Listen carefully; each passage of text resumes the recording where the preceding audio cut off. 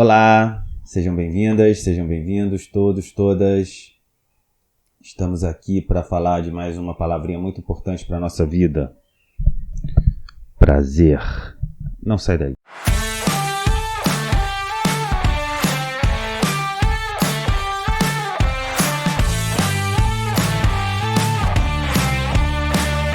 Para os gregos, a palavra prazer é aquela chamada hedoné.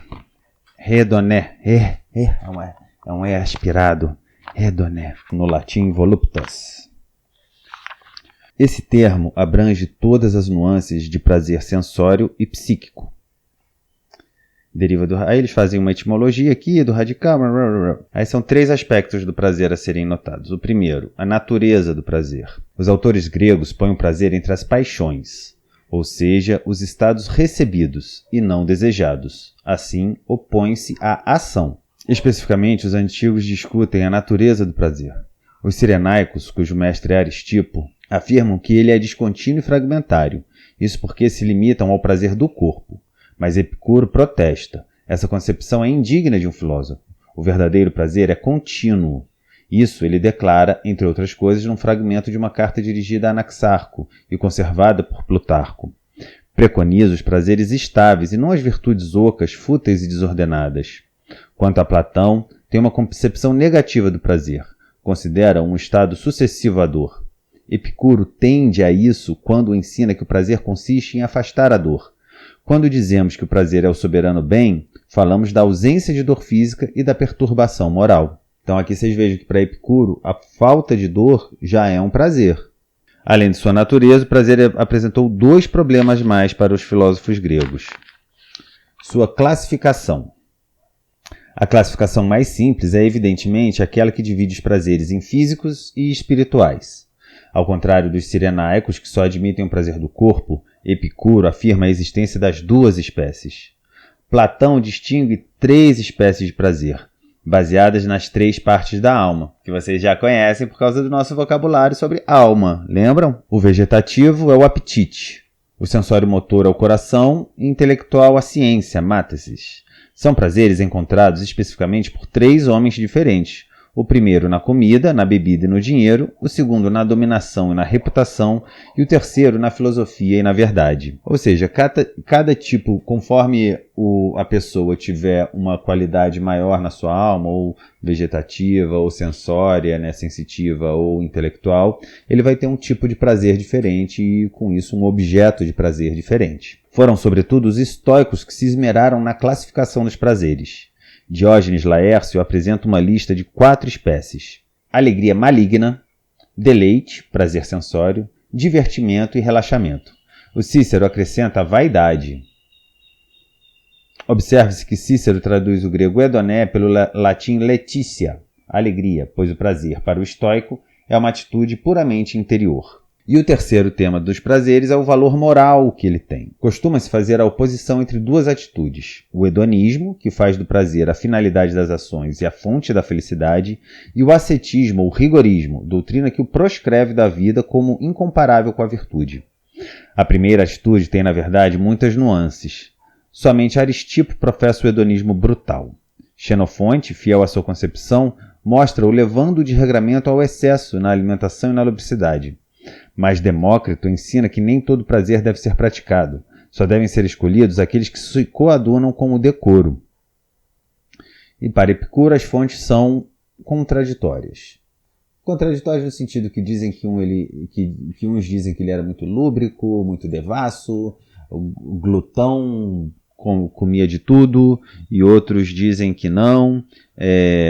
O próprio Epicuro declara: quando dizemos que o prazer é o soberano bem, não estamos falando das volúpias dos devassos, nem do gozo carnal. É impossível vida feliz sem sabedoria, honestidade e justiça. Fala um pouco do prazer em Epicuro. Ele também diz sobre o prazer proveniente da satisfação dos desejos, né? E aí nisso ele vai estudar os desejos, ele dá uma classificação de 3 tipos de desejos. Desejos naturais e necessários, desejos naturais e não necessários, e desejos não naturais e não necessários. E a virtude, o bem, o prazer, né, o sumo bem como a vida prazerosa, tá? Na realização dos desejos naturais e necessários. Os desejos naturais e necessários são dormir quando tem sono, comer quando tem fome, se cobrir quando tem frio, né? Os desejos naturais e não necessários é você ter que comer com um banquete, ter sempre que dormir numa cama com um lençol 5.000 fios, sabe essas coisas? Assim, você ter que ter uma casa imensa, cheia de gente te servindo, são desejos naturais e não necessários. E os desejos não naturais e não necessários são os que dão origem a todas as perturbações da alma. E a gente lembra, para os antigos, a ataraxia é um valor muito importante, né? Então, tudo que te afasta da ataraxia é um mal. E aí os desejos não naturais e não necessários, ele coloca honra, a honra política é um desejo não natural e não necessário. Basicamente, todos aqueles envolvidos, surgidos a partir da convivência humana. Né? Então, esses desejos não são naturais e não são necessários. E aí a gente poderia se perguntar ainda se existem desejos não naturais e necessários, mas isso é uma outra história, a gente deixa para nossas reflexões livres, tá?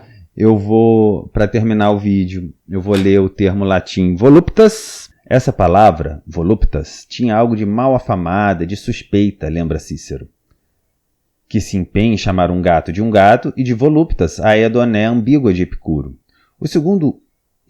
Segundo o uso de todos aqueles que falam latim, há voluptas quando se percebe uma impressão agradável, que põe em movimento alguma sensibilidade.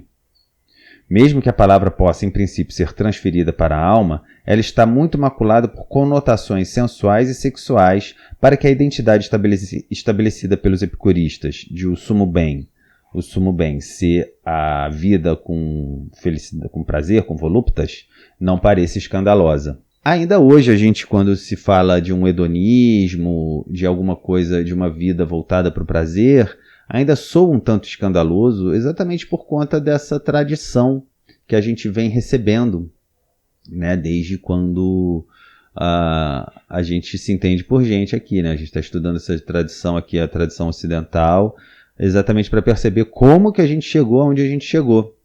Então eu sou da filosofia de que o prazer precisa ser inserido na vida, o prazer não precisa ser proscrito, o prazer precisa ser inscrito na vida, para que a gente consiga ter uma vida plena, uma vida satisfatória. Não há sustentabilidade em nada que diga para você não ter prazer na vida, que identifica o prazer e fala, o seu prazer aqui não pode. Entendeu? Então a gente precisa realmente ter essa reflexão sobre a natureza do nosso prazer, sobre o valor moral, sabe, sobre as condições, tudo isso que a gente falou agora nesse vídeo, cabe para a gente pensar o prazer e conseguir com isso se adequar a uma vida boa. Como disse o Epicuro, é preciso ter honestidade. Como é que ele falou aqui? É impossível vida feliz sem sabedoria, honestidade e justiça. Então, sempre quando a gente for pensar no nosso prazer, na realização, na satisfação do nosso prazer, a gente pensa nessas coisinhas também que o Epicuro deixou para a gente pensar. Sabedoria, honestidade e justiça. Tá ok? Forte beijo, tudo de bom, até a próxima.